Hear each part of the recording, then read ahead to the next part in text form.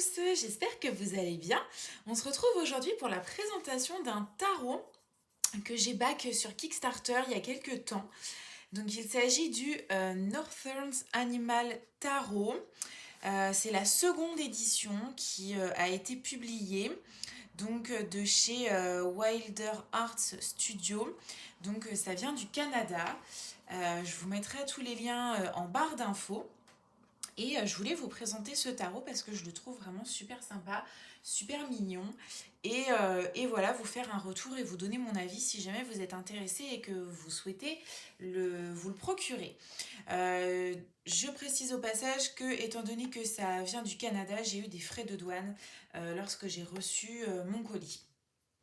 Donc pour commencer, la boîte se présente comme ceci. Donc il s'agit d'une tote box. Elle est vraiment très fragile. Il s'agit d'un carton très très fin avec des dorures en fait dessus. Mais je sens bien qu'avec le temps en fait, il y a des chances que les dorures partent.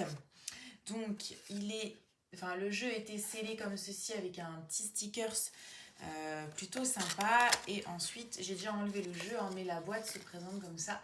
Et c'est vraiment du petit carton, pas très solide du tout. Donc un peu déçue par rapport à ça.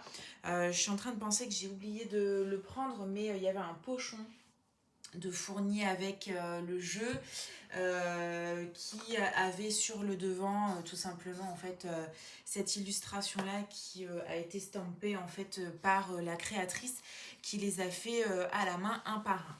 Donc après je sais pas si ce pochon c'était en exclu pour le Kickstarter ou si éventuellement ce serait possible de se le procurer ensuite sur son site internet. Je vous mettrai tout ça dans la barre d'infos. Juste voilà, à noter qu'il a été numéroté. Le deck est numéroté. Donc le jeu arrivait comme ceci. Alors bon, je vais mettre ça de côté. Donc on avait tout d'abord un petit mot de la créatrice. Voilà, comme ceci. On a un petit guidebook, mais alors vraiment le mini guidebook avec quelques interprétations pour chacune des différentes arcanes, mais enfin voilà, c'est vraiment un truc de poche. Et donc ensuite on a le deck qui se présente comme ceci. Donc les tranches sont neutres, le dos est illustré comme ça. Donc je crois que de mémoire entre la première et la seconde version, l'illustratrice a changé notamment le dos des cartes ainsi que les illustrations de quelques-unes des arcades. Au niveau de la qualité de carton, bah pour être très honnête, c'est pas aussi qualitatif que ce à quoi je m'attendais. Le carton est assez fin, il revient bien.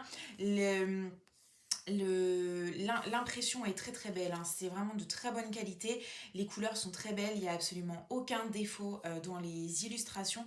Maintenant ma crainte en fait c'est que à force de battre les cartes, enfin je sais qu'elles vont s'abîmer clairement. Donc pour être honnête, c'est un deck, je m'en suis jamais servi, je n'ose pas, j'ai vraiment peur en fait de l'abîmer tout simplement. Donc je le garde un peu comme une sorte de deck de collection on va dire. Donc on avait une petite carte de présentation et ensuite on avait plusieurs cartes additionnelles, dont notamment 3 cartes de tirage qui se présentent comme ceci. Voilà. Ensuite on avait 4 cartes qui représentent les 4 saisons de l'année avec le printemps, l'été, l'automne que j'adore et l'hiver. On avait également 4 cartes qui représentent différentes phases de la lune. Donc si jamais vous avez une utilité par rapport à ce style de carte ou d'illustration, sachez que c'est disponible dans ce deck là. On a également une carte additionnelle pour la lune rousse ou la lune de sang.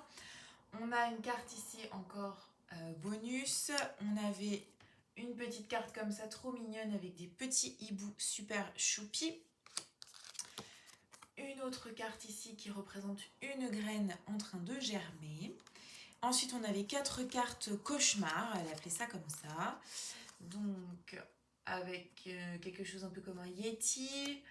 Là, on a un arbre hanté, on va dire. un espèce de léprechaune, ou enfin voilà, des créatures de la nuit, et un fantôme. Voilà pour tout ce qui concerne les cartes additionnelles. Donc ensuite on va passer au jeu. Donc il a été, enfin pas emballé, mais les cartes étaient tenues entre elles par un petit carton comme ça, donc que j'ai gardé, qui était également illustré par la créatrice. Hop, et c'est parti. Donc il n'y a pas dans ce deck de représentation de figures humaines, ce sont uniquement des animaux et des éléments de la nature qui illustrent les cartes. Donc on a tout d'abord le fou. Ensuite, de toute façon, ça suit quand même la représentation du Rider-Waite. Vous allez retrouver les symboliques classiques, on va dire. C'est juste que ce ne sont pas des êtres humains, mais ce sont des animaux à la place. Donc l'empereur. Le hiérophante, il y a deux versions du hiérophante, donc qui se présentent comme ceci. Voilà. Hop. Les amoureux, ma carte préférée du jeu, que j'adore, super mignonne avec ses petites loutres. Vraiment, je suis trop fan. Le chariot, la force, l'ermite, la roue de fortune, la justice, le pendu, ou en tout cas la créature pendue, la mort, la tempérance, le diable, la tour, l'étoile, la lune, le soleil, qui est très très belle,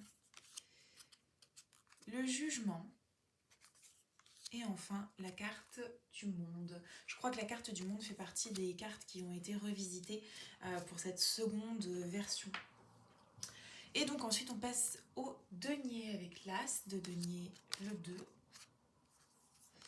le 3, le 4, le 5, le 6, le 7, le 8, le 9, le 10, le valet, le cavalier, la reine et le roi.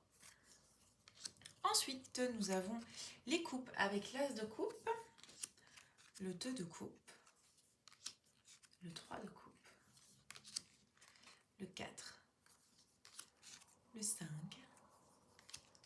le 6, le 7, le 8, le 9, le 10, le valet, le cavalier, la reine et le roi. Ensuite, on passe aux épées avec l'as d'épée, le 2, le 3, le 4, le 5, le 6, le 7, le 8, le 9 et le 10. Le valet, le cavalier, la reine et le roi. Et enfin, on termine avec la suite des bâtons, avec l'as de bâton, le 2, le 3, le 4, le 5, le 6, le 7, le 8, le 9, le 10, et enfin le valet, le cavalier, la reine que je trouve sublime, très solaire, Et enfin, le roi de bâton. Donc, comme vous aurez peut-être pu le constater, dans la suite, dans les cartes de cour, les cavaliers sont toujours représentés sans le cheval. Donc, on va dire c'est à la limite le seul point, je dirais, qui peut s'éloigner un petit peu des représentations traditionnelles. Mais sinon, ça suit quand même vraiment le rider classique ainsi que voilà, ces représentations et les symboliques qui figurent sur les cartes. J'espère que cette présentation vous a plu, qu'elle vous sera utile. Je vous mets tous les liens en barre d'infos vers les sites internet et réseaux sociaux, etc. de la créatrice si jamais ça vous intéresse. Et moi, je vous dis à bientôt pour une prochaine vidéo.